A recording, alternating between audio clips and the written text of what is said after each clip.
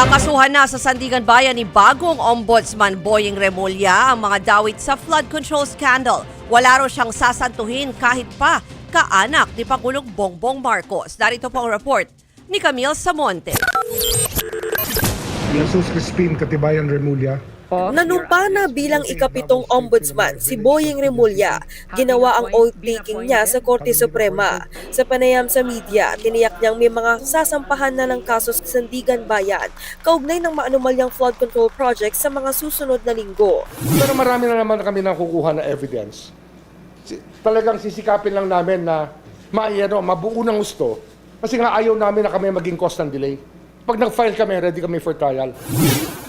Wala raw sasantuhin kahit pa kaanak, kaibigan at kaalyado niya o ni Pangulong Bongbong Marcos ang masangkot sa kaso. Matatanda ang kasama sa idinadawit sa anomalya ang pinsan ng Pangulo na si dating House Speaker Martin Romualdez. Wala ho tayong sinisino rito. Kung mataas man o mababa, kahit umabot na senador yan, kung sa maabutin yan, gagawin natin. So sir, kahit kamag-anak po ng Pangulo na talaga po sa Wala naman tayong choice dito, yun ang ebidensya. Pwede ba natin i-deny ang ebidensya? Kabilang sa gagawin ng bagong ombudsman ang pagsasapubliko ng Statement of Assets, Liabilities and Network o SALN ng mga opisyal ng gobyerno. Aayusin daw ang guidelines para rito. Siyempre, hihingi tayo sa lahat ng requesting parties undertaking na hindi gagamitin ito sa paraan na hindi makakabuti sa bayan. Kasi baka mamaya maging political noise lang yan.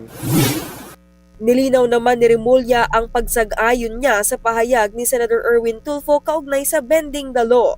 Tungkol yan sa panawagan ni Tulfo na isuko sa gobyerno ng mga kontratistang sina Curly at Sara Diskaya ang mga umano'y ninakaw nilang pera nang hindi dumaraan sa korte. Bending the law but not breaking the law. Di ba? Ano yan eh? It's a figure of speech. That is the entitlement of the senator who asked me that question. But I made sure that he's not asking me to break the law. Mananatiling ombudsman si Remulla hanggang 2032. Nagbabalita mula sa Frontline, Camille Samonte, News 5. Mga kapatid, ako po si Ruth Cabal. Dito tayo sa Totoo, dito tayo sa True FM. Mag-follow at mag-subscribe din po kayo sa aming social media accounts at True Network PH. Diyan po yan sa aming X na dating Twitter, sa FB, sa Instagram, sa YouTube, sa TikTok at sa mga podcast. At syempre, tutok din po kayo sa Signal True TV Channel 19.